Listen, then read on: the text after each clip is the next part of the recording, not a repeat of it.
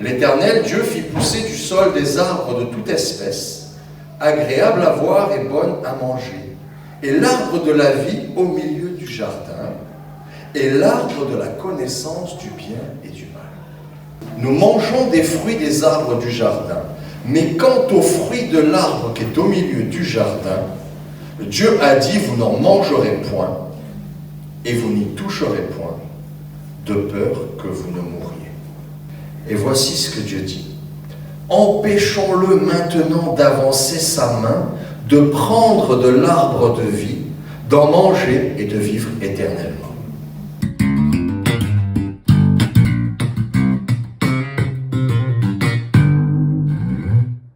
Et c'est un honneur, Seigneur, qu'on puisse te rendre gloire. C'est un honneur, Seigneur, qu'on puisse te dire merci.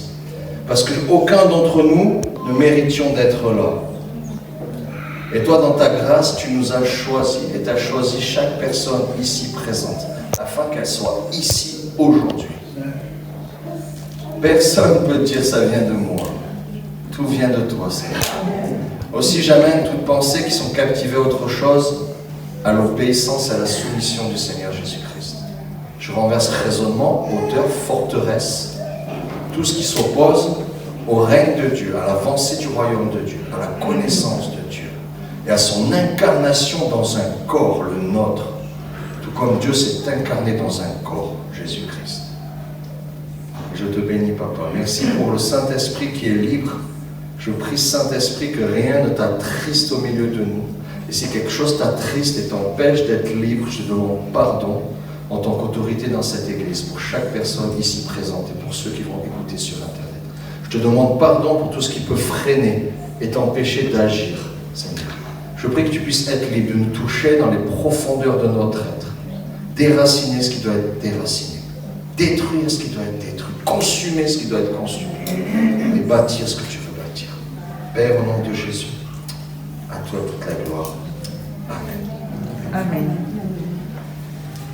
Dieu, il parle, et il parle, et il ne se lasse pas de parler, il ne se lasse pas d'envoyer des prophètes, il ne se lasse pas de créer des églises, il ne se lasse pas de créer des serviteurs de Dieu, il ne se lasse pas.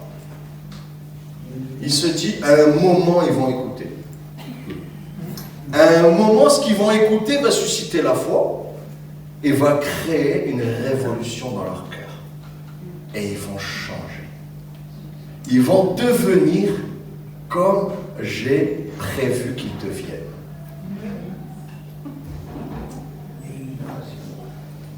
Alors il parle dans la Genèse et il parle aussi dans l'Apocalypse.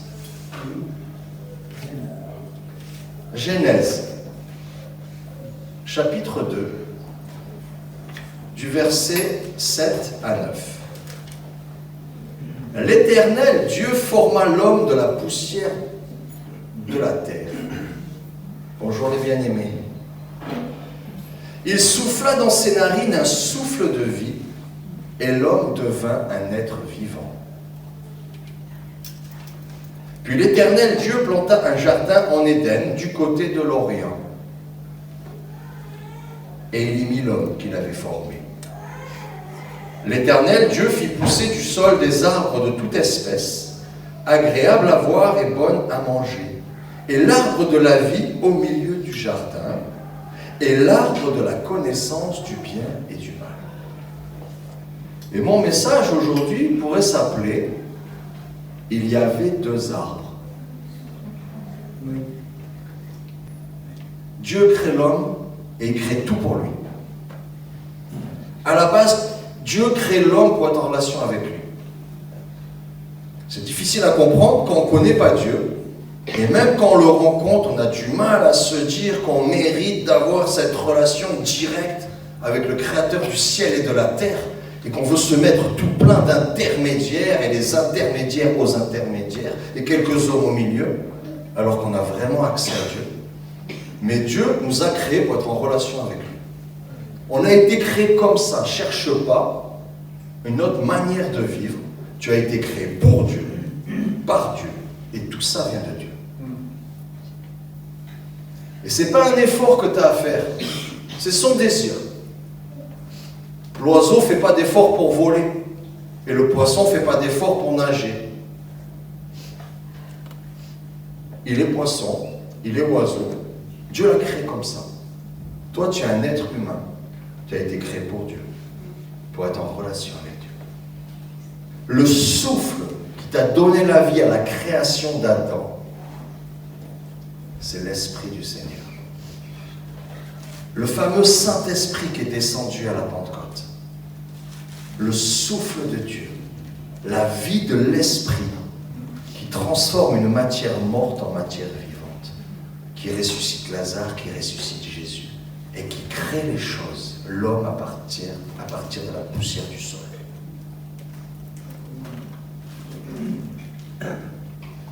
Continuons un peu plus loin, parce que jusque-là c'était super, l'homme vivait avec Dieu, Dieu vivait avec l'homme, il se tapait la discute le soir, comment ça va? Ça va le lion, t'as pas trop embêté? Non, il est gentil, j'aime lui caresser sa crinière et l'embêter.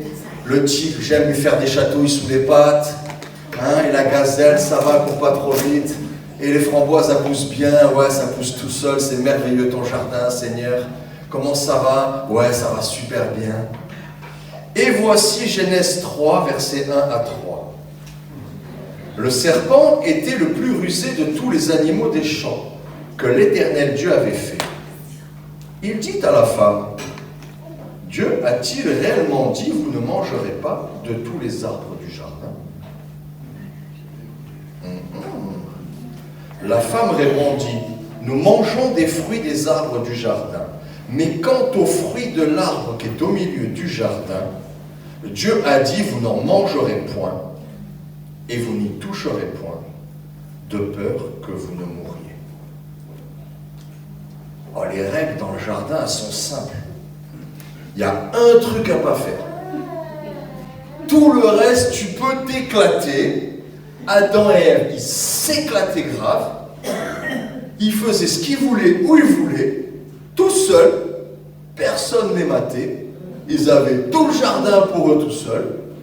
Tous les deux tout nus, tranquilles. Ils n'avaient qu'un truc à ne pas faire. Pour ne pas déplaire à Dieu. C'était de manger le fruit de cet arbre interdit qui s'appelle l'arbre de la connaissance du bien et du mal. Un seul truc. On aura des trucs à dire à Adam, je crois.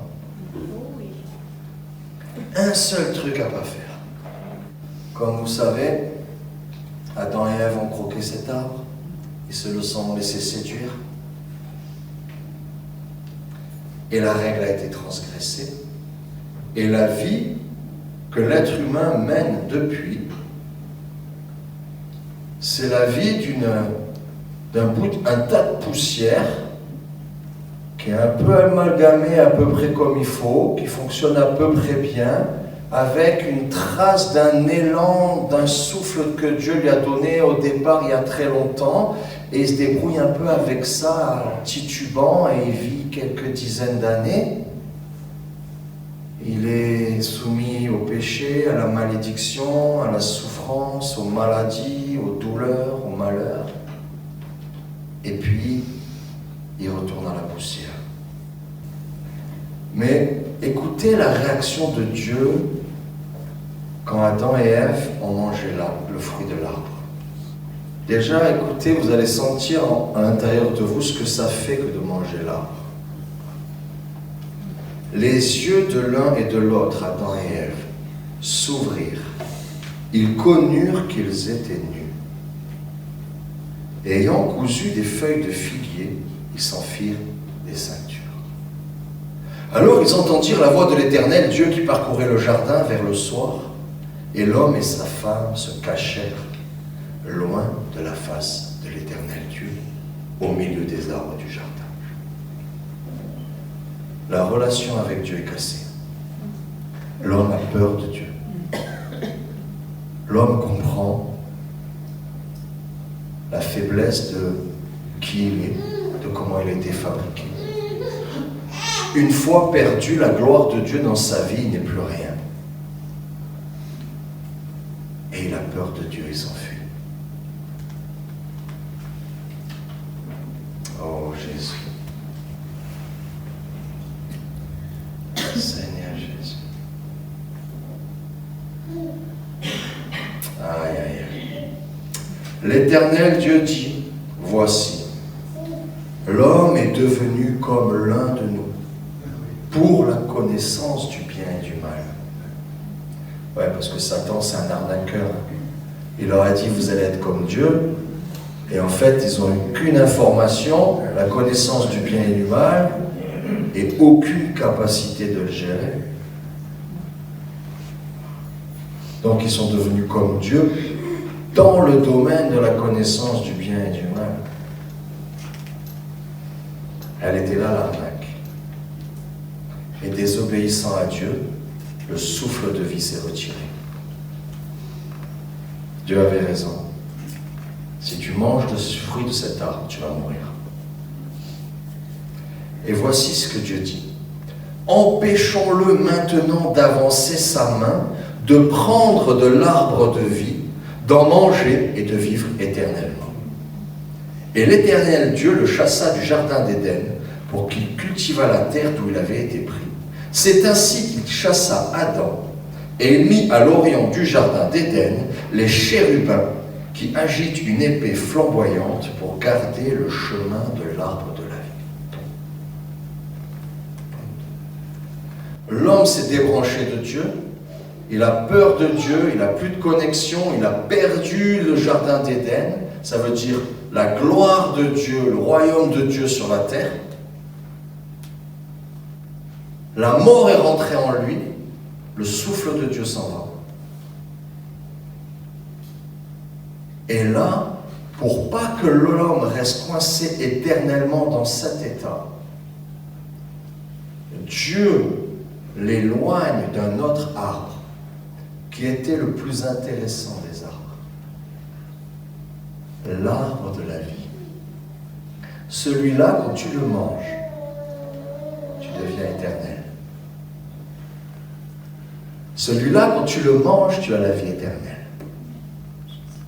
Et celui-là, il n'y avait pas mangé. Et il a dit, maintenant qu'ils sont séparés de nous, s'ils mangent cet arbre, ils vont être éternellement séparés de nous, comme les démons qu'on ne peut pas sauver. Alors Dieu dit, non, il ne faut pas que ça arrive.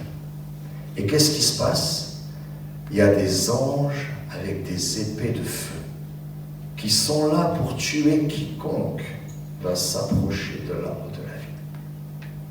Voilà où en est l'homme. Voilà où on en est tant qu'on n'a pas rencontré celui qui peut nous réconcilier avec Dieu.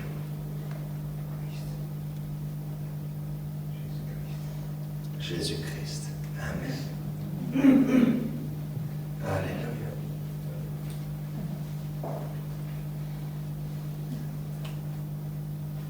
Comment on fait? L'homme va essayer plein de choses pour essayer de reconstruire un semblant de relation avec Dieu, un semblant de moyen d'attirer sa faveur. Regarde-moi comme je suis bien. Regarde-moi comme je suis fort. Ou regarde tout le mal que je fais. Il va falloir que tu te manifestes et que tu m'arrêtes, hein. Je veux attirer ton attention. Ou je vais faire des cris-cris. Ou je vais chercher des puissances occultes. Ou je vais me créer une religion. Je vais allumer des cierges. Je vais me flageller. Je vais m'enfermer dans une grotte. Je vais chercher des trucs pour essayer de plaire à Dieu. Toutes les religions sont les moyens que l'homme essaie de monter, rencontrer Dieu. Mais Dieu dit, aucune religion ne va vous sauver. Aucune. Parce que le moyen que Dieu trouve, c'est que c'est lui qui descend. C'est lui qui descend en Jésus-Christ, nous rencontrer dans notre fosse. Et qu'est-ce qu'il promet? Vous savez, le diable, il a séduit par des paroles. Dieu a-t-il vraiment dit? Oh! Est-ce que vraiment, tu n'as pas le droit de faire ça? Oh! Est-ce que c'est vrai qu'il faut être si radical pour Dieu? Tu es sûr qu'il faut tout le temps vivre en communion avec le Saint-Esprit? Est-ce que vraiment il n'y a que Dieu le Père, le Fils et le Saint-Esprit? Est-ce que vraiment on est obligé d'aller à l'église pour vivre sa foi? Est-ce que vraiment il faut se faire baptiser quand on croit adulte, alors que je l'ai fait tout petit?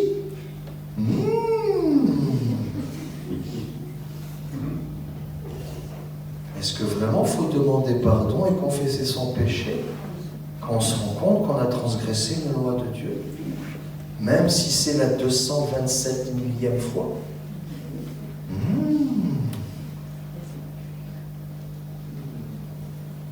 Je ne vous parle même pas de la dîme et des offrandes. On va rester soft. Mais par la parole, le diable a séduit. Que vient faire Jésus? Il devient parole vivante, parole incarnée. Le diable a détruit la relation entre Dieu et les hommes avec des paroles de séduction. Et Dieu vient rétablir la relation par des paroles de vie. La foi vient de ce que j'entends, et ce que j'entends vient de la parole de Christ. La foi n'est pas comme ça. C'est le témoignage que j'ai entendu quelqu'un vivre quelque chose avec Dieu en vrai, ça me touche. Quand je lis la Bible et que le Saint-Esprit me la rappelle, ça me touche. Quelque chose en moi brûle. Il y a quelque chose qui s'anime. C'est pas de ma force, c'est pas de mon intelligence, c'est pas de ma propre volonté. C'est quelque chose de la parole de Dieu qui s'anime en moi. Et on passe de la connaissance à la conviction. De quelque chose d'intellectuel qui est encore l'arbre de la connaissance du bien et du mal, à quelque chose de vivant qui saisit tes entrailles, la vraie vie. Quand tu as vraiment envie, quand tu as vraiment mal, quand tu as vraiment honte, quand tu as vraiment le feu qui vient en toi, quand il y a quelque chose qui s'anime à l'intérieur et ça entraîne un mouvement à l'extérieur. Un feu qui s'anime et qui t'approche de Dieu. Vous savez, la plupart de ce qui existe sur la terre et qui veulent diriger le monde, dirigent le monde en étant les maîtres de la connaissance du bien ou du mal. Et Satan se moque des humains depuis des milliers d'années.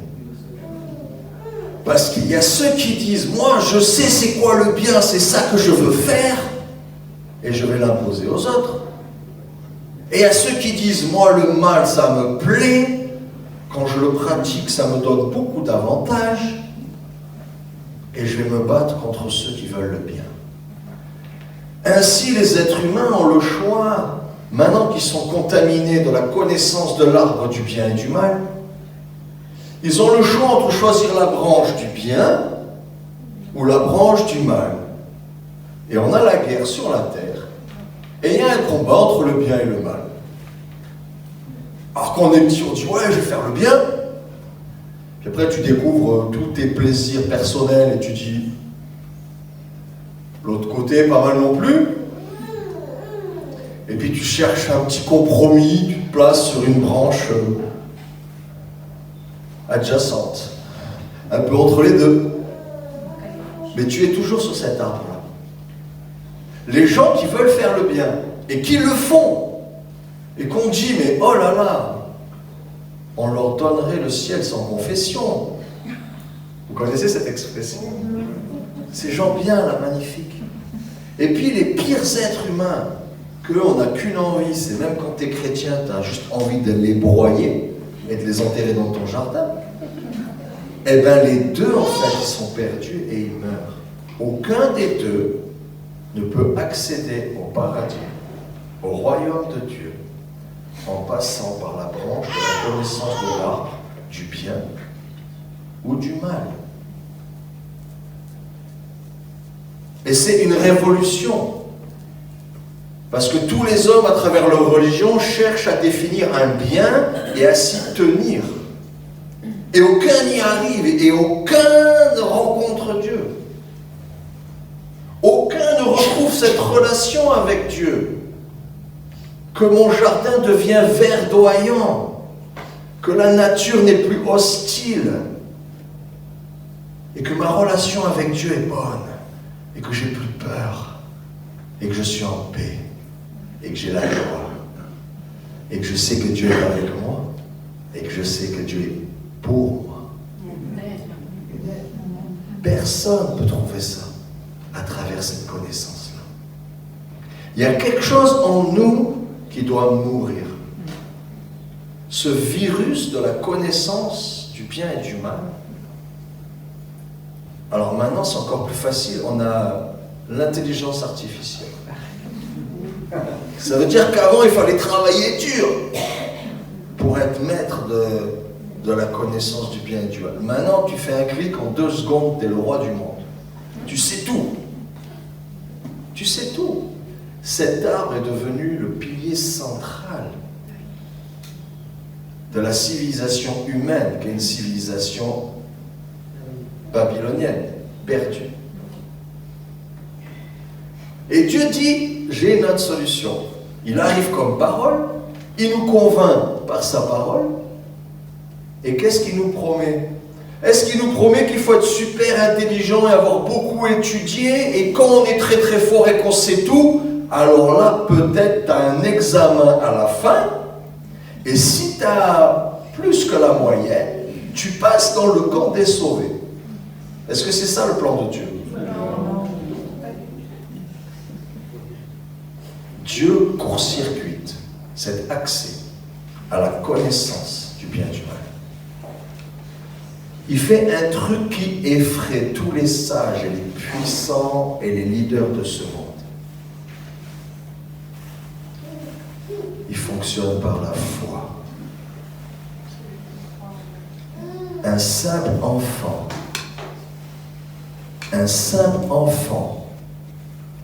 ou un adulte qui croit simplement et qui accepte une parole de Jésus comme un enfant.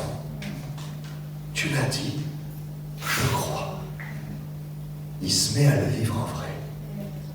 Et la foi devient agissante et crée la chose qu'il croit. Amen. Dieu confond les forts avec les faibles, il confond les sages avec les simples. Et un enfant est le plus grand dans le royaume de Dieu. Alléluia. Ça, c'est le moyen que Dieu a trouvé pour court-circuiter ce circuit-là. Et c'est difficile, hein, même dans l'Église, même dans nos vies. Tous nos choix, nos réflexions, notre fonctionnement mental, émotionnel, psychologique est basé sur la conscience du bien et du mal.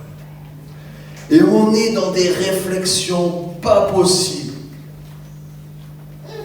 de négociation intérieure, de est-ce que je fais ça, mais tout en le faisant pas, mais tout en le faisant, sans le faire, mais en profitant. Et on se dit, est-ce que c'est bien? Est-ce que c'est mal? Non, je devrais pas. Oui, il faudrait que. Mais non, c'est pas possible. Et combien de cauchemars, combien d'insomnies, combien de troubles, combien d'angoisses, des pensées qui tournent en boucle depuis des années sur des sujets que Dieu te dit, coupe l'interrupteur.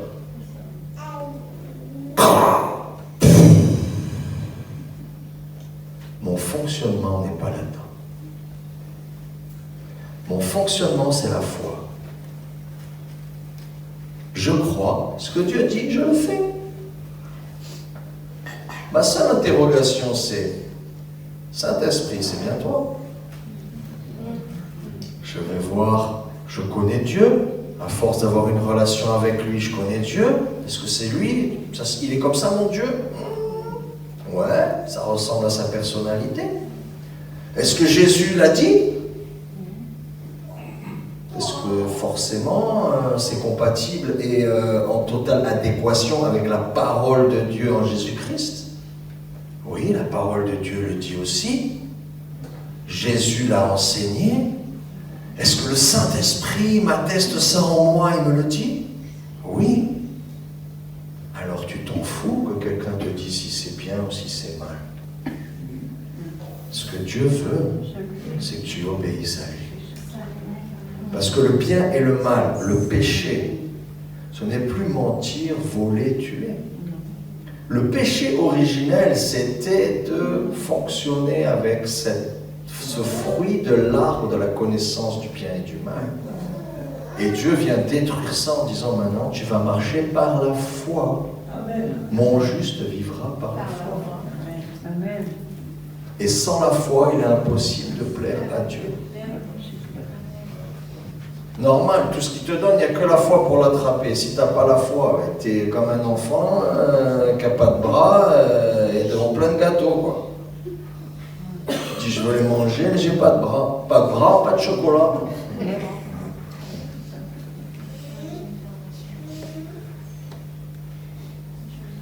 Dieu a trouvé un autre moyen, encore. C'est que le souffle était parti. Le souffle était parti. Ça veut dire qu'on peut connaître plein de choses, même de Dieu. Et citer la Bible et l'enseigner aux autres. Être expert international en grec, en hébreu, en araméen, en latin et tutti quanti. Et pas avoir le souffle de Dieu. Même quelqu'un qui se représente comme serviteur de Dieu, qui va te parler de Dieu, s'il fonctionne sur l'arbre de la connaissance du bien et du mal, il ne peut pas t'amener la vie. Des fois, vous écoutez des gens, vous êtes culpabilisés. Des fois, vous écoutez les gens, Jésus disait, vous chargez des poids lourds sur le dos des gens. Et vous, même pas du bout du doigt, vous les touchez, ces poids. C'est ça qu'il disait aux pharisiens religieux. Ça veut dire que sans l'esprit de vie, la parole de Dieu, elle n'est pas agissante, elle est mortelle. La lettre tue, mais l'esprit vivifie. Amen. Avec ta parole, tu peux tuer quelqu'un. Et tu peux ressusciter quelqu'un.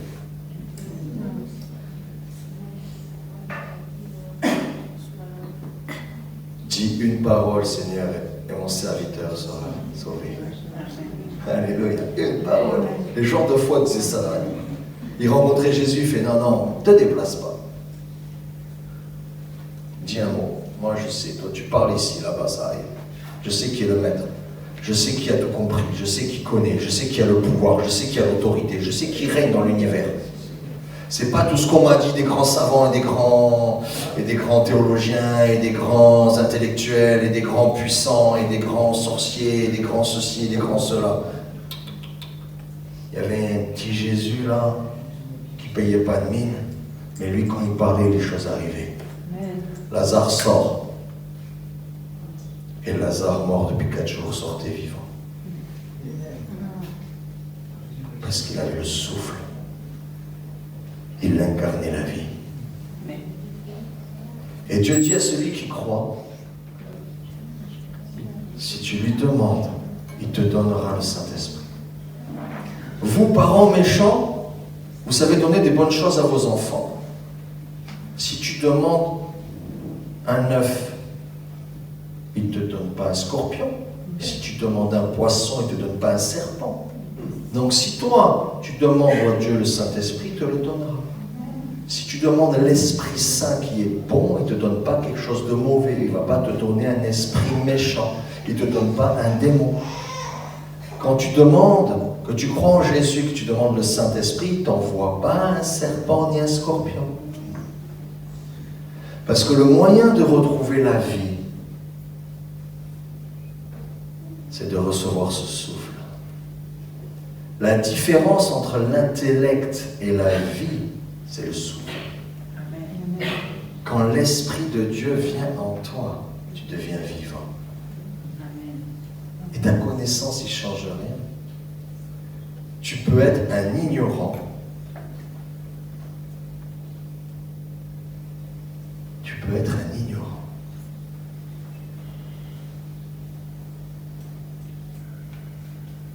Et tu reçois quand même Dieu. Tu peux être un grand intellectuel. Et tu reçois quand même Dieu. Amen. On va aller dans l'Apocalypse. Apocalypse 2, verset 7. Jésus parle et dit que celui qui a des oreilles entende ce que l'Esprit dit aux églises. À celui qui vaincra, je donnerai à manger de l'arbre de la vie qui est dans le paradis de Dieu. Amen. Le fameux arbre de Genèse qui nous a été interdit, on va y avoir accès en Jésus-Christ. Apocalypse 22, verset 14. Heureux ceux qui lavent leurs robes, qui se sanctifient dans le sang de Jésus, afin d'avoir droit à l'arbre de vie et d'entrer par les portes dans la ville. La Jérusalem céleste, la cité de Dieu.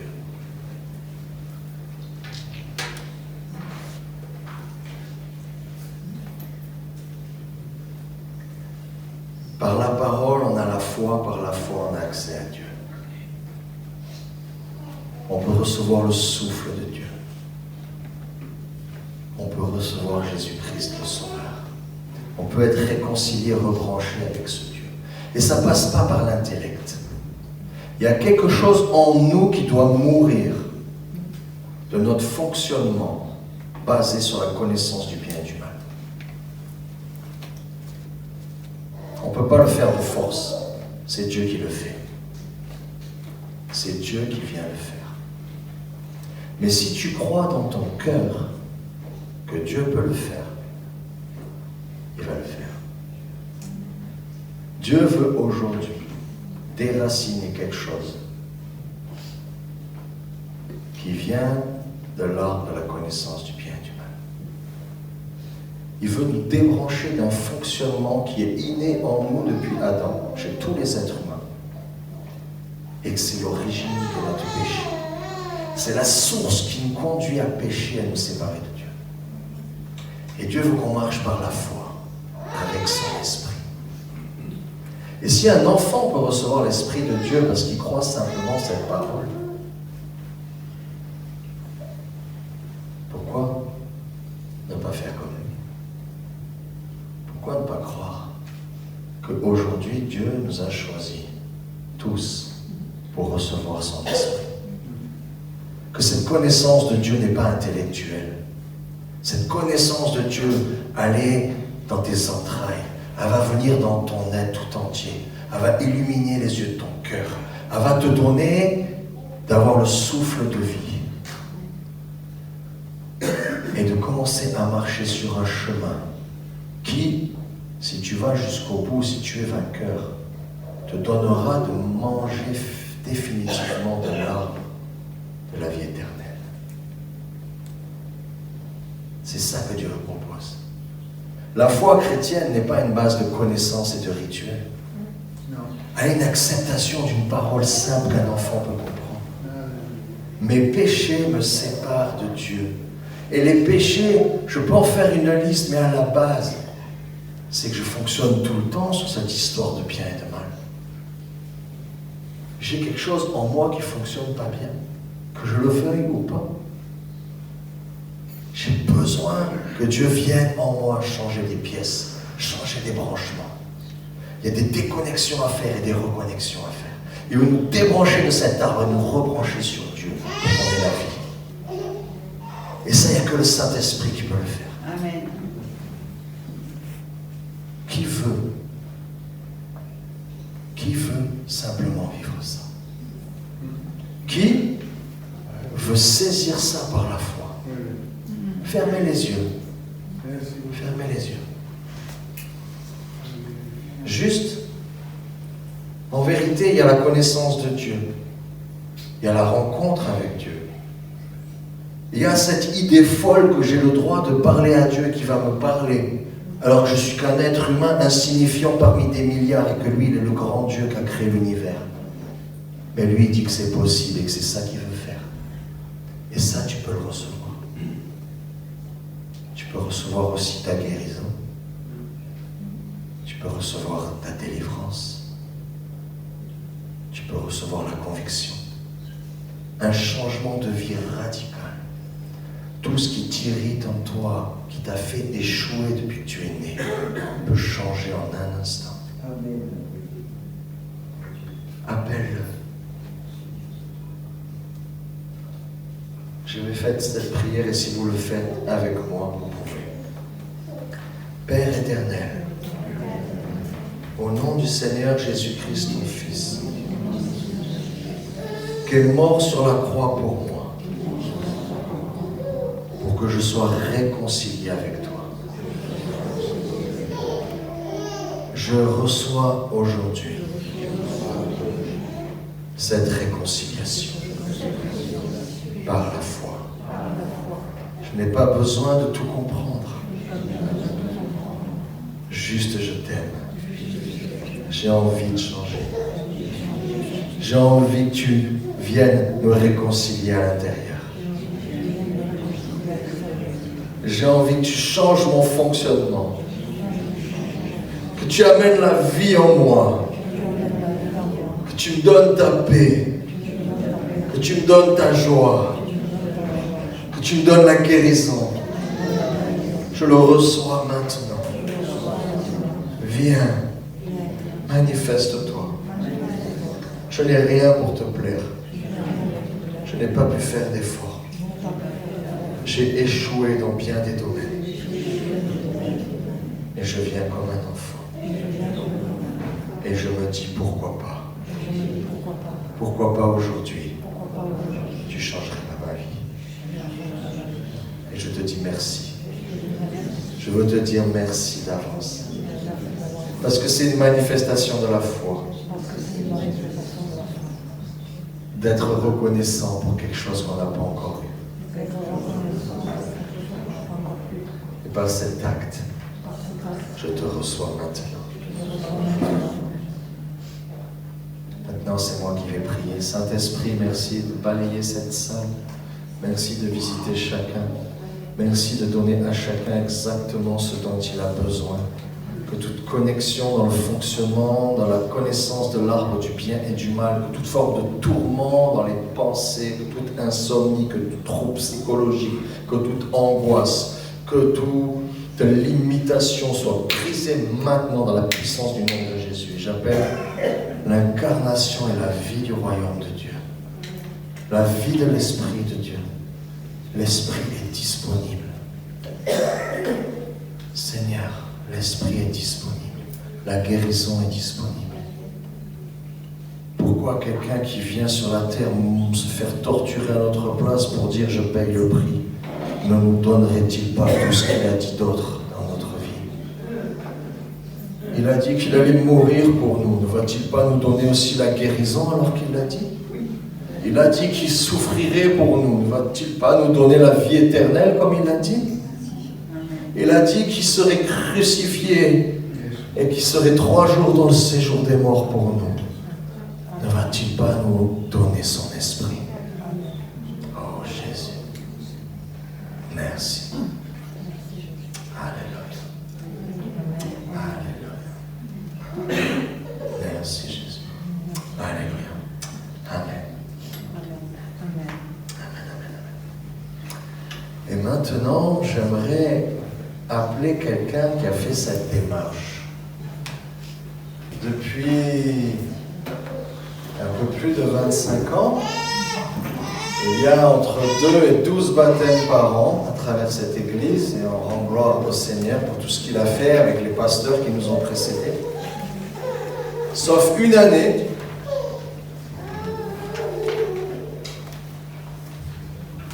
noire. Mais il y avait tous les âges. Mais là, rappelle-moi ton âge. 75 ans. Notre sœur de 75 ans.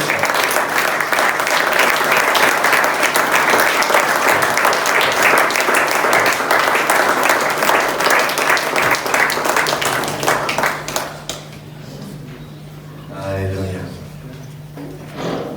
Tout le monde est là? Alléluia.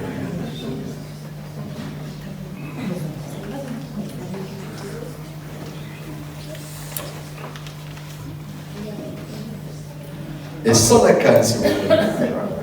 Je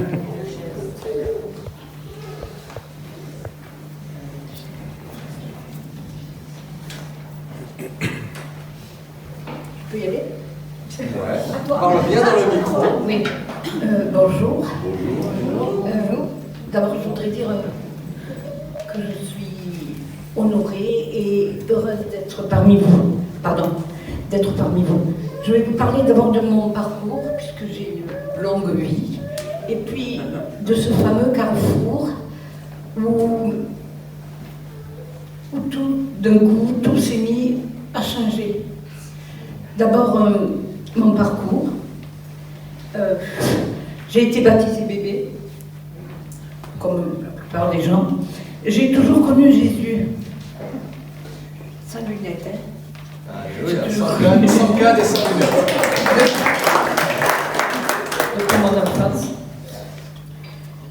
grâce à mes parents qui étaient chrétiennes. J'allais à la messe. J'étais plutôt, comme on dit, pratiquante. Je priais en latin, puisque c'est comme ça à l'époque, et que sinon on était... J'allais dans le mouvement, ensuite, quand j'étais adolescente, j'allais dans le mouvement de jeunesse qui doivent toujours exister, jeunesse ouvrière chrétienne, jeunesse agricole chrétienne, jeunesse étudiante chrétienne, où c'était très intéressant. La joie. Oui, la joie, très bien, c'est vrai. Et... ensuite, je donnais des cours de catéchisme comme tous les gens qui pensent bien. Alors ensuite, à ma retraite, puisque jusqu'à présent je travaillais à Toulouse à l'hôpital Rangueil, où j'étais biologiste, je faisais de l'hématologie cellulaire. Donc en parallèle, je faisais encore le catéchisme parce que c'était dans mon truc.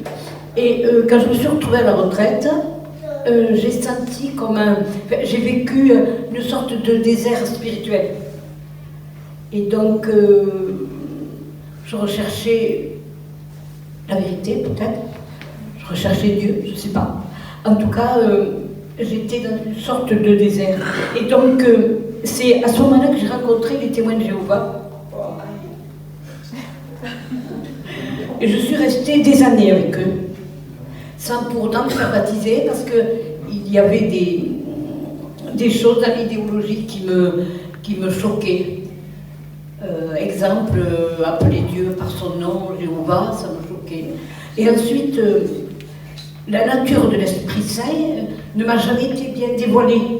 Et c'est la raison pour laquelle, en rentrant, en voyant Corinne, je lui ai dit, mais ce qu'il me faut, moi, ce que je cherche, c'est la nature de l'Esprit Saint. Alors, elle m'a cherché des versets. Et donc, du coup, je ne passais plus les nuits à me demander qui était l'Esprit Saint. Je le savais. Donc, voilà. Alors, ça, je les ai zappés. Je n'ai pas obligé de lire tout ce qu'on... C'est pas grave. Maintenant, deuxième partie, le grand carrefour dans ma vie. Il était temps, parce que je suis plutôt vieille, mais c'est pas grave, je ne sais pas ce qu'il me reste à vivre, donc bon. En janvier, j'ai rencontré Fabrice à l'occasion en allant faire des photocopies, à l'occasion de la boutique, et ce jour-là, j'étais pas trop bien, il m'a senti, et il m'a dit je vous bénis ou je te bénis, enfin. Et donc, toutes les démarches administratives qu'il me fallait faire impérativement, je les ai trouvées faciles. Elles ont coulé un peu comme, on dit, le film des fleuves tranquilles, là, comme un torrent tranquille, je sais pas. Qu'est-ce que j'avais écrit que je ne lis plus? Oui, mais on m'a dit qu'il c'était quand même pris dans le temps et ça bloque un peu ça. Ça va aller, ça va. Ensuite, je me suis assise sur un banc, comme tout le monde qui a du mal à marcher se repose. Et donc, j'ai rencontré deux personnes, Paulette, qui est là, et Cathy, qui est là, qui baisse la tête, elle ne voit pas, et qui m'ont dit, ah, qu'est-ce que vous devenez, qu'est-ce que vous faites? Nous, on vient d'étudier la Bible. Alors je leur ai dit, ah bon, vous étudiez la Bible et où? Au petit salon, m'ont-elles répondu. Et donc j'ai dit, mais je viendrai. Alors elles m'ont marqué sur un papier que le dimanche c'était ici, que le mardi c'était au petit salon, que le vendredi c'était aussi au petit salon, et qu'au le vendredi en plus on, comment dirais-je, on disséquait la Bible un peu. Et donc ça, j'ai mis beaucoup ça chez les témoins. Et donc j'ai dit, tiens, c'est une autre occasion de... Voilà. Et donc à ce moment-là, j'ai reposé mes questions à, comment elle s'appelle, Corinne, sur la nature de l'Esprit Saint, et j'ai été en fait sécurisée de ce qu'on m'annonçait, et j'ai senti qu'en fait, c'est là que je devais être. Enfin, c'est au milieu de cette communauté-là qu'il me fallait être, parce que ça répondait, enfin je l'ai senti comme ça. Donc, voilà. Et alors, qu'est-ce que j'avais noté? Alors, Cathy, vous avez vu, nanana. C'est Cathy. Je ne suis pas bien ce que j'ai écrit, ça. J'ai toujours été comme ça. Donc, alors, peu de temps après, je suis allée donc au petit salon. Il s'est passé quelque chose de comment dirais-je, de physiquement impératif. J'ai eu, je ne savais pas, j'ai eu une sensation bizarre de manifestation de l'Esprit Saint. Moi qui me demandais qui il était, j'ai eu cette manifestation, mais physique. Comment dirais-je? Je ne sais pas si je me fais bien comprendre. C'était physique, et donc je ne pouvais plus parler. Comment elle s'appelle, Christine Grimaud, qui est là-bas, je lui ai dit, dis-leur, je ne pouvais plus parler, dis-leur que quand tu as crié haut et fort, Jésus est Seigneur, c'est à ce moment-là qu'il me semble que j'ai la conviction, que je ne sais comment vous le dire, que j'ai reçu une visite de l'Esprit Saint, parlez dans le micro, et donc Christine Grimaud, qui est un canal fabuleux, m'a ouvert cette porte de l'Esprit Saint. Je ne sais pas comment vous le dire. Bon, je n'avais pas noté tout ça, mais c'est pas grave. Alors, pour dire que je connaissais Jésus intellectuellement, oui, depuis toujours, j'enseignais le catéchisme, Jésus est sauveur, nani, nana, il est mort sur la croix pour nos péchés, tout le truc classique, sauf que maintenant c'était différent, puisque je le sentais à moi. Et que c'est là, comme disait Christine Grimaud, qui est un bon canal, on peut le dire, qui a une foi à traverser le monde, on peut le dire aussi, elle a crié Jésus est Seigneur. Et moi, c'est là que j'ai reconnu que Jésus était Seigneur. Et je crois que depuis, l'Esprit Saint ne m'a plus abandonnée. Même si j'ai des épreuves comme tout le monde et des difficultés comme tout le monde sur cette terre, puisque le bien et le mal, il nous a été fourgué le mal, hein, biologiquement, il nous a été fourgué dans nos veines, donc c'est très difficile. Mais je voudrais qu'on puisse dire, par exemple, qu'on pourrait dire haut et fort et proclamer haut et fort, comme Christine a su le faire, si bien, même si elle dit qu'elle n'y est pour rien, que Jésus est Seigneur. Jésus est Seigneur.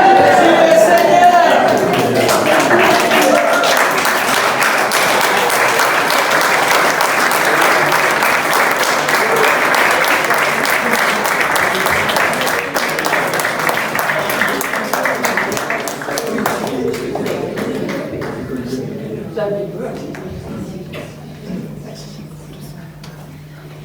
Merci de m'avoir écouté et merci de m'avoir accueilli. Et bon dimanche.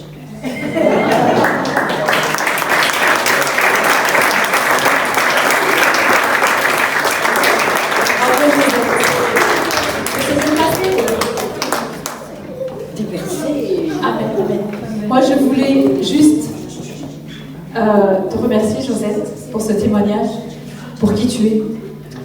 Et tu es une personne vraie, une personne sincère. Et lorsque Josette, la première fois, m'a raconté ce témoignage, m'a raconté un brin de sa vie. Et je n'ai pas tout dit encore. Et elle n'a pas tout dit encore, donc j'en sais un peu plus que vous. J'ai dit, mais tu as un témoignage, ton témoignage, c'est une bombe. Parce qu'en fait, comme elle, parfois on croit connaître Jésus, ou on connaît Jésus, on connaît la Bible depuis très longtemps. Et la différence, c'est qu'elle connaissait, mais qu'elle a rencontré Jésus. Et c'est ça qui fait la différence.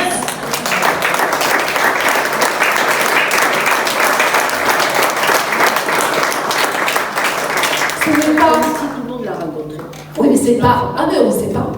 On ne sait pas, Josette. Parce qu'on peut connaître avec son cerveau, avec notre intelligence, mais on le rencontre dans le cœur.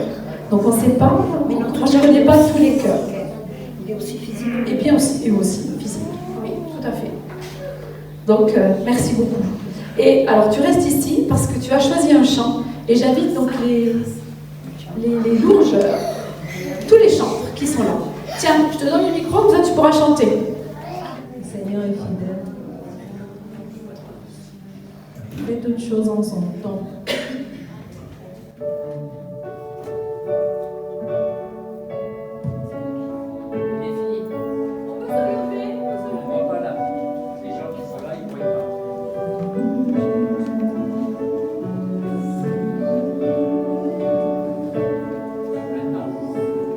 avec Joseph, nous allons interpréter ce chant tous ensemble.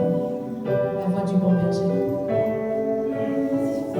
Si je me tais, oh, j'apprendrai à écouter la voix du bon berger.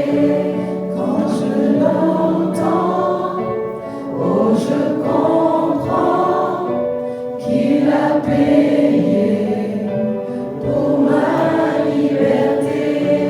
Quand je t'ouvre mon cœur, je te vois, Seigneur. Quand je t'ouvre mon cœur, je t'entends me parler. Et ta loi dans mon cœur toujours demeure. Et ta vie à chaque heure coule comme un torrent.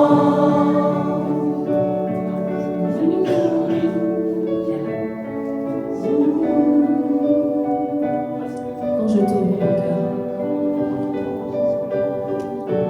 Quand je t'ouvre mon cœur, je te vois, Seigneur. Quand je t'ouvre mon cœur, je t'entends me parler. Et ta loi dans mon cœur toujours demeure. Et ta vie à chaque heure coule comme un torrent. Coule comme un torrent, Seigneur, coule comme un torrent. Plus je te cherche, plus je te découvre, plus je te découvre, plus je t'aime, plus je te cherche, plus je te cherche, plus je te découvre, plus je te découvre, plus je t'aime.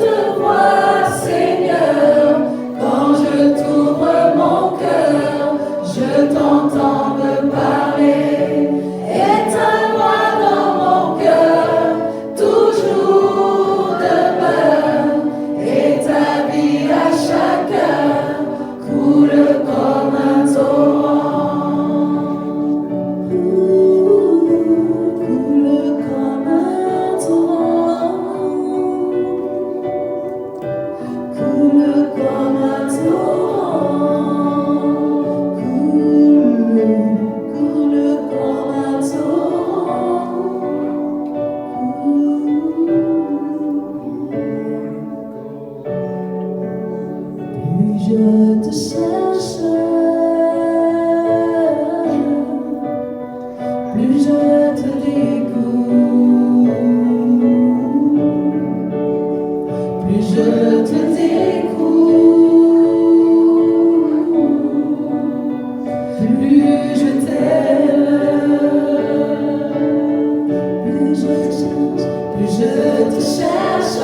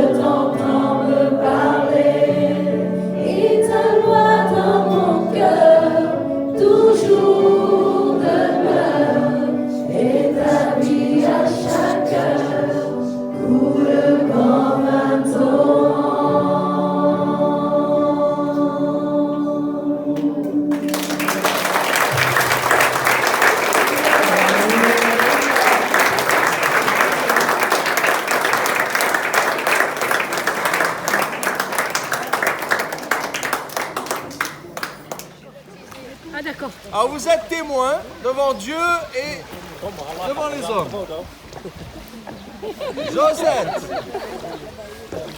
Josette ici présente. Est-ce que tu crains Jésus de tout ton cœur? De tout mon cœur. Est-ce que tu crois qu'il est le Fils de Dieu? Bien sûr que je crois qu'il est le Fils de Dieu. Est-ce qu'il est mort sur la croix pour toi? Ah oui, pour moi et pour tout le monde. Est-ce qu'il a été enseveli, qu'il est ressuscité au 3e jour? Il a ressuscité le 3e jour. Est-ce qu'il est assis sur le trône du Père maintenant? Oh oui, à sa droite. Alléluia. Est-ce que tu veux le suivre? Tout à fait, sinon je ne serais pas là. Oui. Lui donner sa vie, ta vie? Oui, sinon je ne serais pas là. Alléluia. Non, elle est bonne. Est-ce que tu témoignes devant tout le monde Oui, oui. qu'au-delà de la connaissance intellectuelle, tu as vraiment rencontré Jésus-Christ par le Saint-Esprit? Tout à fait. En dehors de la connaissance spirituelle et de la présence intellectuelle, je reconnais, je confirme, je vous témoigne que j'ai rencontré Jésus. Amen. Amen. Alléluia.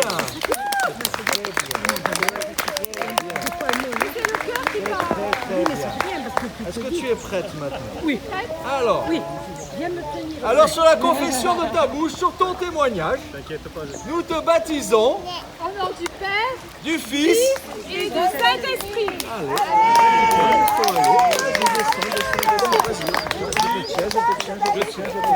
Et on va au fond,